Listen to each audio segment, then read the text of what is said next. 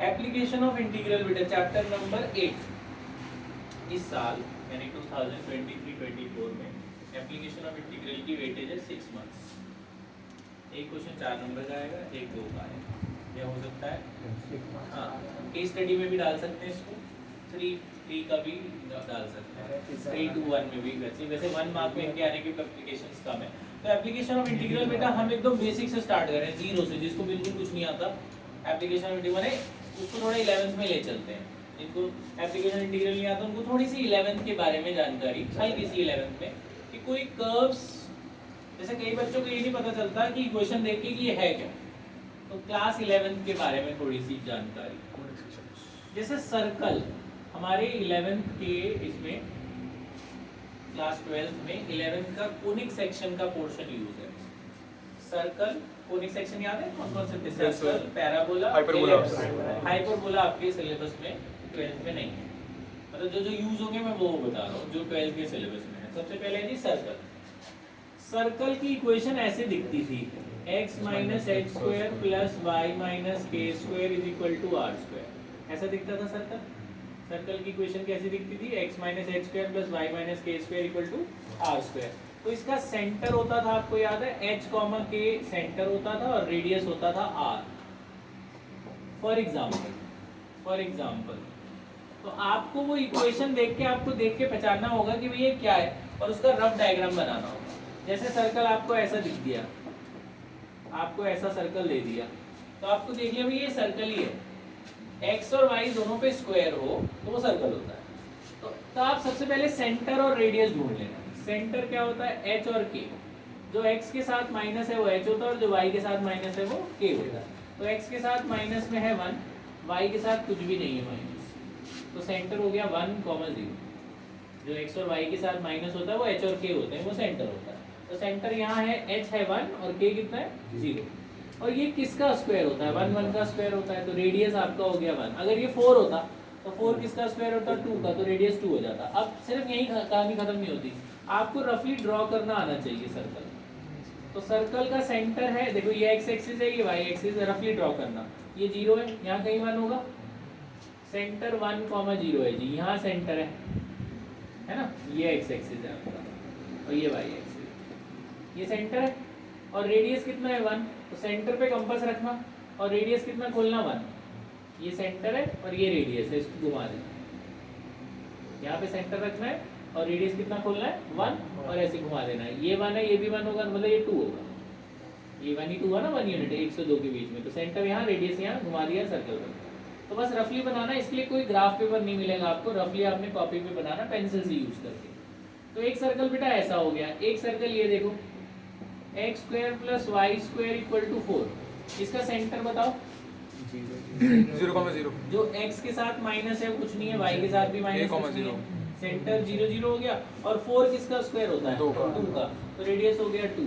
Graph बनाएंगे, इधर 0 0 रखेंगे, 0 0 आपका ओरिजिन हो गया, 1 2 1 2, यहाँ रखोगे ना सेंटर, ये रेडियस घुमा दोगे, सेंटर रेडियस 2 से ही जाएगा, थोड़ा ऊपर गया, वो पेंसिल रफली आप बना लेंगे, यहाँ 2, ये x एक्सिस, ये y एक्सिस। ये बात समझ आई?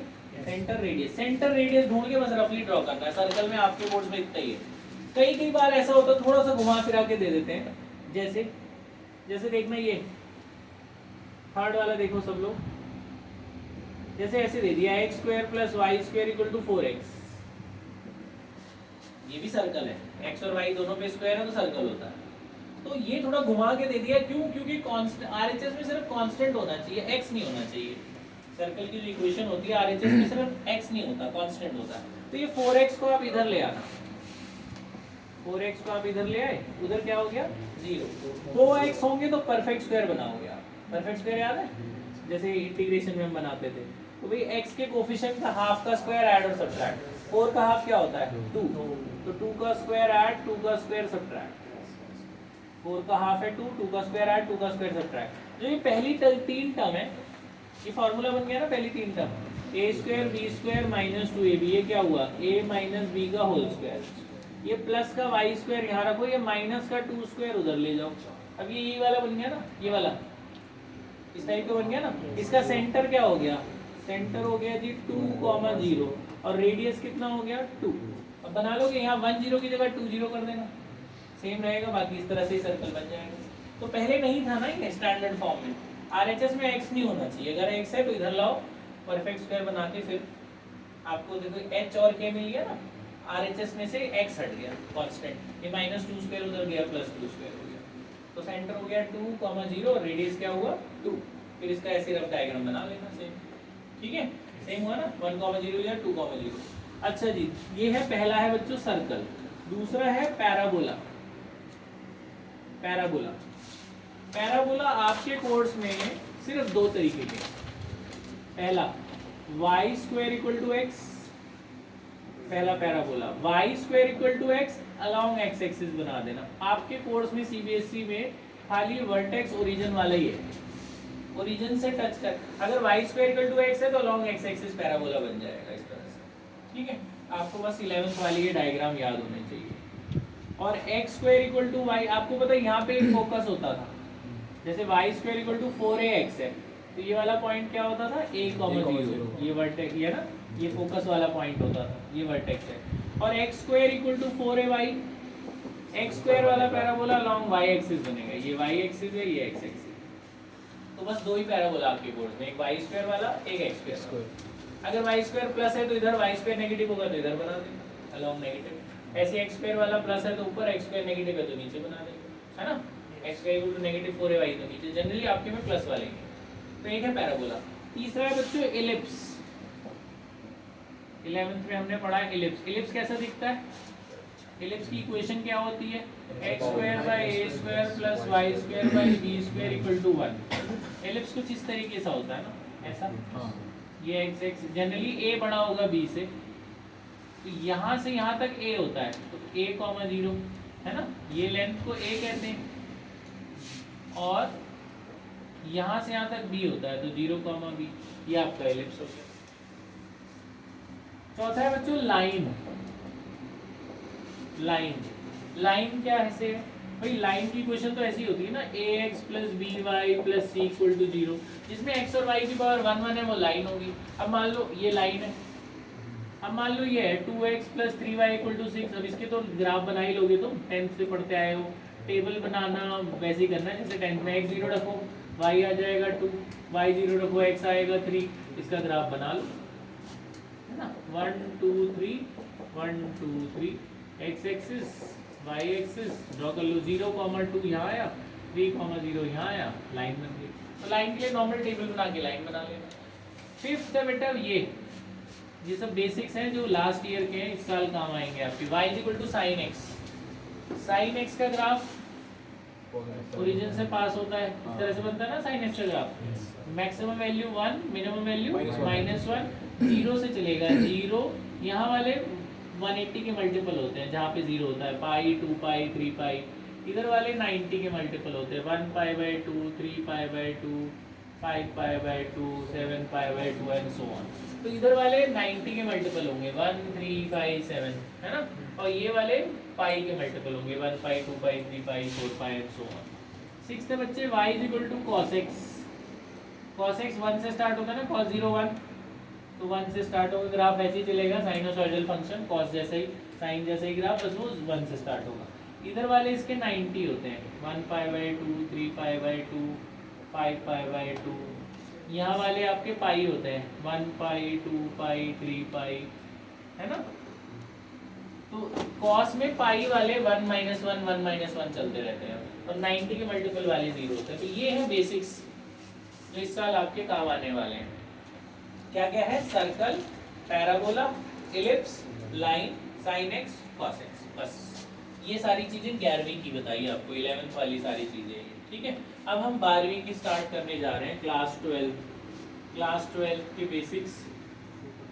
क्लास 12 का मैं आपको 1 2 बेसिक बता दूं, ये सारा 11th का है, आप लिख लेना, बाद में नोट कर लेना। अब हम 12 स्टार्ट करने जा रहे हैं, बेटा बाद में कर लेना, जिसका नहीं हुआ रिकॉर्डिंग से देख लेना। अभी आप 12th का देखिए, ब्लैक बोर्ड की तरफ, सब का ध्यान। पहले बेसिक्स, अब हम 12th में आ गए। अभी तक 11 चल रहा था, वो हटा दो आगे। Class 12 basics. तो बेटा इस पूरे चैप्टर में कोई फार्मूला यूज है ही नहीं, मतलब इनके अपने कोई फार्मूले नहीं है, सब इंटीग्रेशन के एक दो ही फार्मूले इंटीग्रेशन के इस्तेमाल है। सबसे अच्छी बात इसमें कोई फार्मूला ही नहीं है, बेसिक बस ये दो जो मैं बता रहा हूँ वो याद रख लेना। मैंने पहले भी बताया था कि मान लो ये एक्स एक्सिस है, ये वाई एक्सिस है, ये कोई कर्व है, ये कोई कर्व है, इस कर्व की इक्वेशन है y = x²। ये कुछ मैंने आपको बताया था कि जैसे ये एक पॉइंट है a, सपोज ये वाला पॉइंट है b, इसके कोऑर्डिनेट है 1, 2, ये है कोऑर्डिनेट 1, 2 और इसका कोऑर्डिनेट है 3, 4। तो इसमें दो बेसिक्स हैं। पहला, अगर आप इस कर्व को a से b इंटीग्रेट करते हो अलोंग x एक्सिस तो आपने लिखना है y dx, और लिमिट x एक्सिस के अलोंग अगर इंटीग्रेट करोगे तो x की लिमिट डालोगे 1 से 3, छोटे से बड़ा, लोअर टू अपर। यहाँ से यहाँ अगर मैं इंटीग्रेट करता हूँ इस कर्व को तो y की वैल्यू डालनी पड़ेगी, कर्व में दिया होगा y की इक्वेशन, y किसके बराबर है x² के, और जब आप इसे इंटीग्रेट कर लोगे x² का इंटीग्रेशन क्या होगा x3/3, लिमिट 1 से 3, फिर इसमें सॉल्व करोगे 3 का क्यूब माइनस, तो ये 27 - 1 कितना आया 26/3। तो ये ग्राफ में मैंने बताया था कि ये क्या है, ग्राफ में जहां से जहां आपने इंटीग्रेट करा, मैंने यहाँ से इंटीग्रेट करा, वहां से परपेंडिकुलर डाल देना, जिस एक्सिस की तरफ करा है उस एक्सिस की तरफ डालना परपेंडिकुलर। जैसे मुझे एक्स एक्सिस की तरफ मैंने किया तो यहाँ से यहाँ इंटीग्रेट करा, तो एक्स की तरफ जो ये सारा एरिया है, शेड है, ये 26/3। तो 26/3 का मतलब अगर मैंने यहाँ से इंटीग्रेट करा तो अपने नीचे का वो सारा एरिया कवर कर लेता है। इसमें कोई फार्मूला याद नहीं रखना, कोई ट्रेपेजियम नहीं, कोई कुछ नहीं, कोई ये कर्व को मैंने इंटीग्रेट करा तो अपने नीचे का सारा एरिया कवर कर लेगा। अगर आप इस कोने से इस कोने इंटीग्रेट करोगे तो वो सारा एरिया कवर हो जाएगा। जहाँ से जहाँ लिमिट डाल दोगे उसके नीचे का वो सारा एरिया बता देगा सॉल्व करके। तो ये जो 26/3 है वो ये सारा एरिया है। अगर आप, तो ये पहला बेसिक है। दूसरा बेसिक, अगर आप x की तरफ इंटीग्रेट करते हो तो वो x का एरिया कवर करता है, यूनिट होती है इसकी स्क्वायर यूनिट। अगर आप y की तरफ इंटीग्रेट करते हो तो यहाँ x dy लिखना, x एक्सिस के लिए y dx और y एक्सिस के लिए x dy। लिमिट y वाली लेनी पड़ेगी, जैसे यहाँ है 2 और ये है 4, तो लिमिट कितनी लेनी पड़ेगी 2 से 4, y वाली लिमिट। तो x की तरफ इंटीग्रेट कर रहे हैं तो x वाली लिमिट, y की तरफ इंटीग्रेट कर रहे हैं तो y वाली लिमिट। ठीक है, लिमिट कहाँ से कहाँ 2 से 4।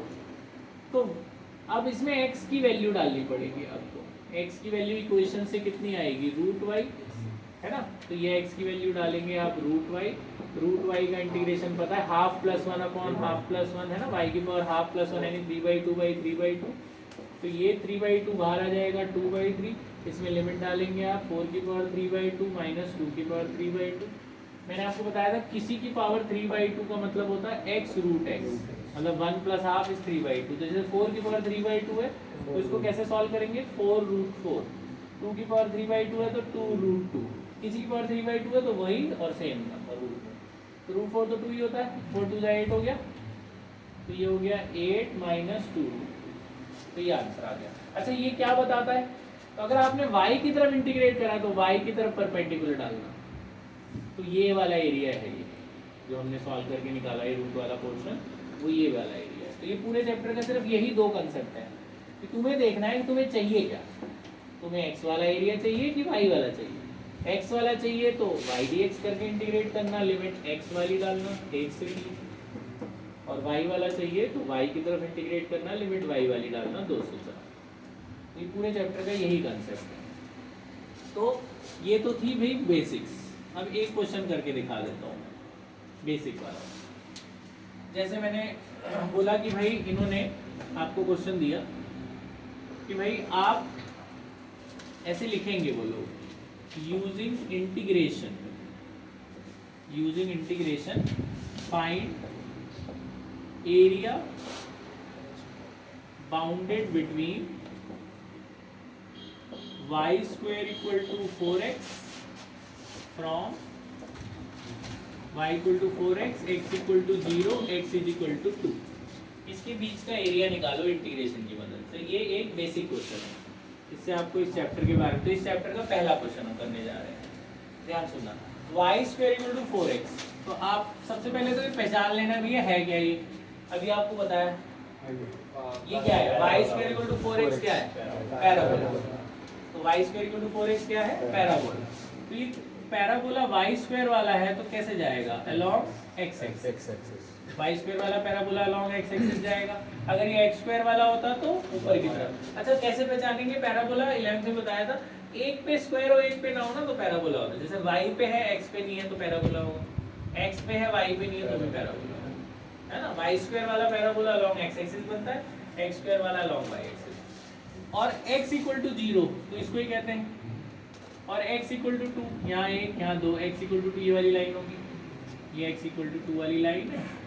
अब पैराबोला और लाइन के बीच का एरिया चाहिए, तो ये सारा एरिया होगा, ऐसे शेड कर देना रफली, ये सारा एरिया पैराबोला और लाइन के बीच में बंद एरिया ये सारा। कई बार वो बोलते हैं सिर्फ फर्स्ट क्वाड्रेंट ही निकालो, तो नीचे मत शेड करना। अगर इसने कुछ नहीं बोला तो मतलब सारा एरिया निकालना है।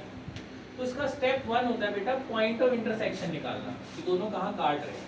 सबसे पहले क्या निकालना होता है, पॉइंट ऑफ इंटरसेक्शन, दोनों कहाँ काट रहे हैं। एक तो यहाँ काट रहे हैं तो पता ही है हमें 0 0, एक ये वाला पॉइंट है वो पता है, एक ये नहीं पता हमें, एक ये नहीं पता।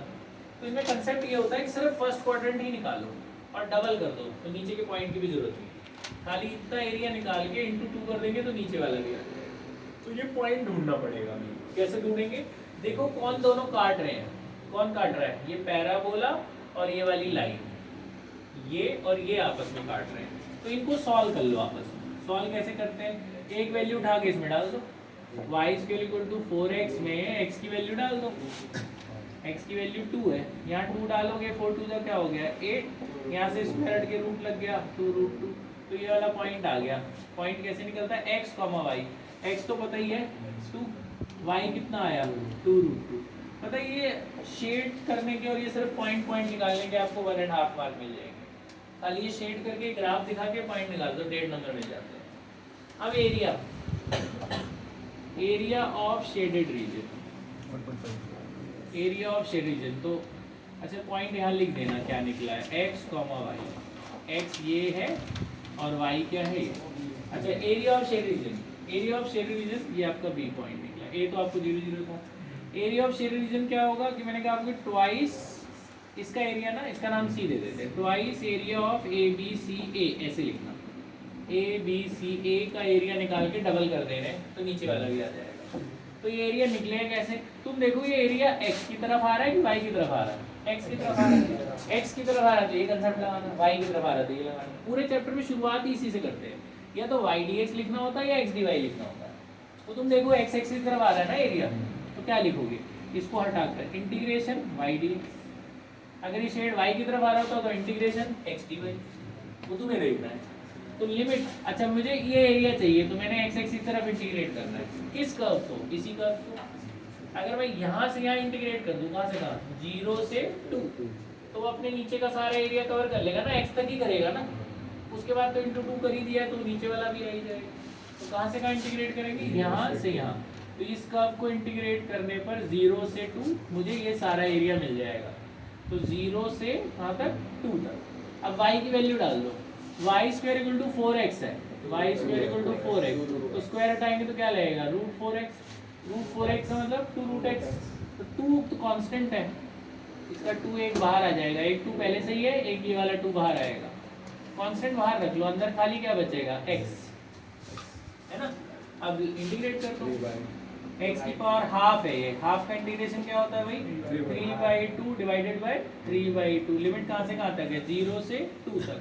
तो एरिया कितना आया, ये 2 2 आपका हो गया था 4, लिमिट डालोगे, अच्छा ये 2 बाहर आ जाएगा ना, 3/2 का 2 बाहर आएगा तो क्या होगा 8/3, पहले लिमिट डालोगे 2 की पावर 3/2 माइनस 0, 2 की पावर 3/2 माइनस 0, इसी की पावर 3/2 आपको बताया क्या होता है, तो 2 की पावर 3/2 इज 2√2, तो इसको लिख सकते हैं 2√2, तो 8 2 जा 16/3√2, और ये स्क्वायर यूनिट्स लिख देना आगे, ये इसका एरिया हो गया। तो ये सारा एरिया आ गया 16√2/3, ठीक है।